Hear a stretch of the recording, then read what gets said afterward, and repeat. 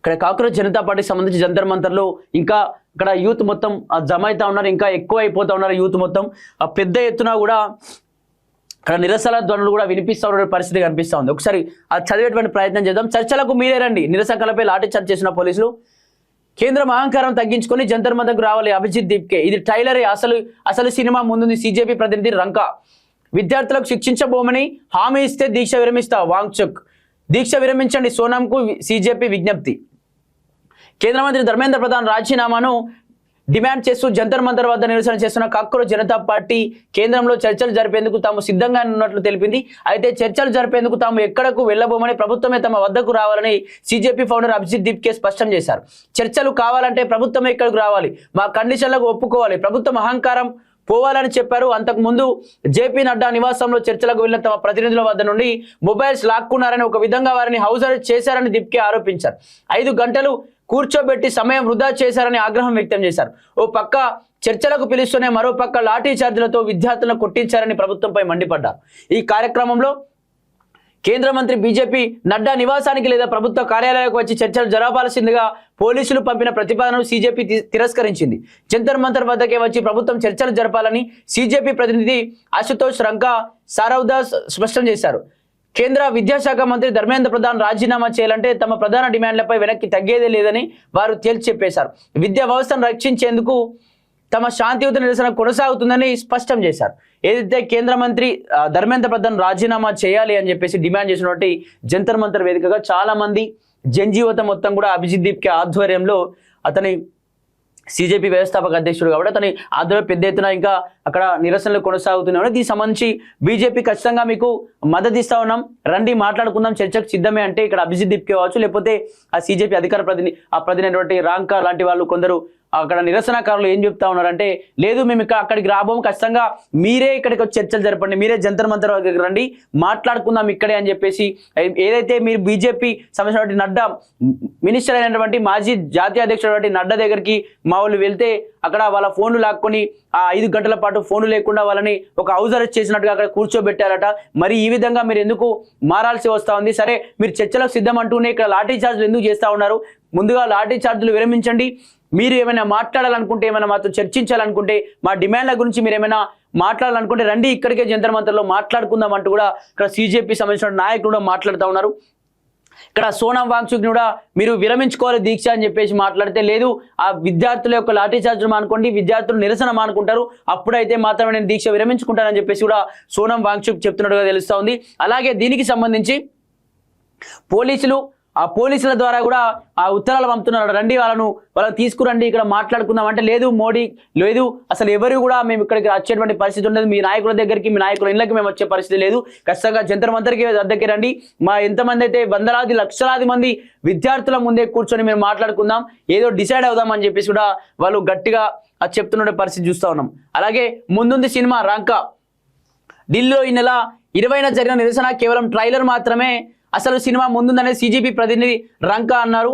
ఈ విద్యార్థి ఉద్యమం స్వాతంత్రం ద్వారా తర్వాత ఏం చెప్తాను అంటే, అధికార ప్రతినిధి రంకా ఏం మాట్లాడుతోందంటే, ఇది ఓన్లీ ట్రైలర్ మాత్రమే, సినిమా ముందుంది, ముందు ఇంకా పెద్ద సినిమా చూపిస్తాం, ఖచ్చితంగా మీ ప్రభుత్వాన్ని వణికిస్తామంటూ కూడా వాళ్ళు మాట్లాడుతున్నటువంటి పరిస్థితి చూస్తూ ఉన్నాం. ఇచ్చితనాలు చేయాలని పేర్కొన్నారు. దేశానికి మీరు కావాలి, సీజేపీ ఏం జరిగినా తాము పోరాటం ఆపబోమని, కానీ వాంగ్చుక్ ప్రాణాలను రిస్క్ చేయొద్దని అభిజిత్ దీప్కే అన్నారు.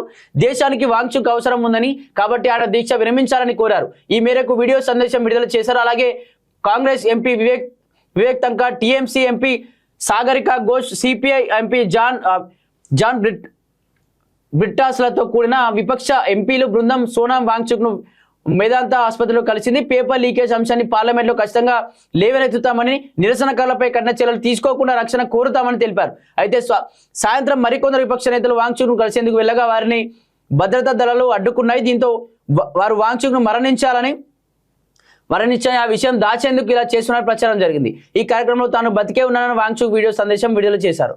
రైట్, ఇది అతిపెద్ద పోరాటంగా మారబోతున్నారు. అయితే కేంద్రం స్పందించకపోతే సిగ్గు చేయడానికి దేశంలో చాలా మంది సీజేపీని వ్యతిరేకిస్తున్నారని మండిపడ్డారు. తాము 31 రోజులుగా శాంతియుతంగా నిరసన తెలుపుతున్నామని, పోలీసులు దౌర్జన్యం వల్లనే అల్లర్లు జరిగాయని జరిపించారు.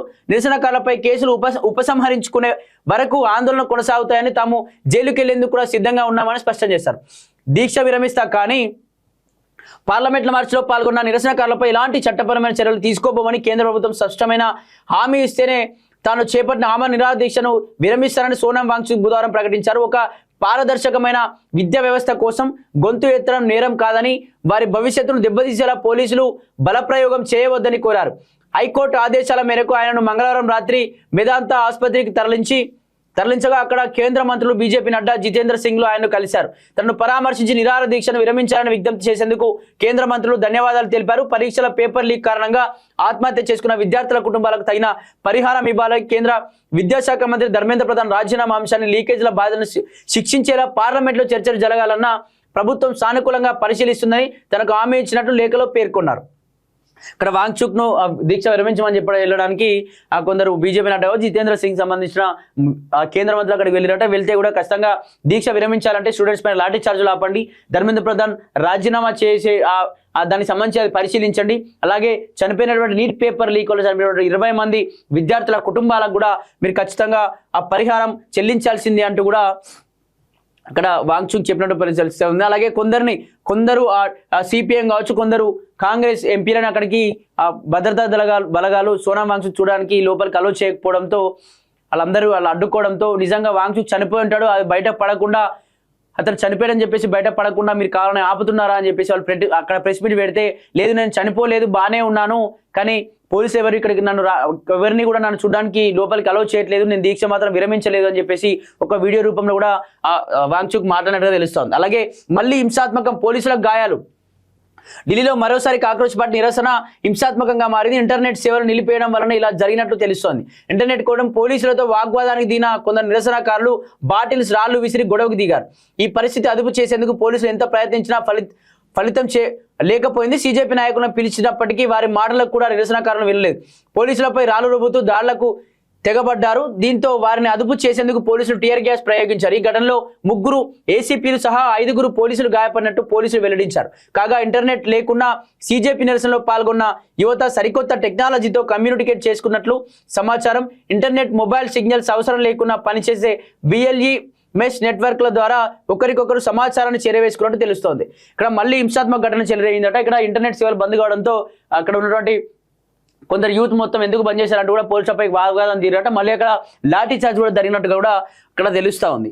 మరి చూడాలి అసలు ఇంకా ఎన్ని రోజులు ఈ సీజేపీ పార్టీ కావచ్చు, ఈ జన్ యువత మొత్తం ఇంకా ఎన్ని రోజులు ప్రొటెస్ట్ చేసే అవకాశం ఉంది. మరి ప్రభుత్వం దిగొచ్చేటువంటి పరిస్థితులు ఏమైనా ఉన్నాయా, ఏం జరగబోతుందని చెప్పేసి ఒకసారి చూడాలి మరి.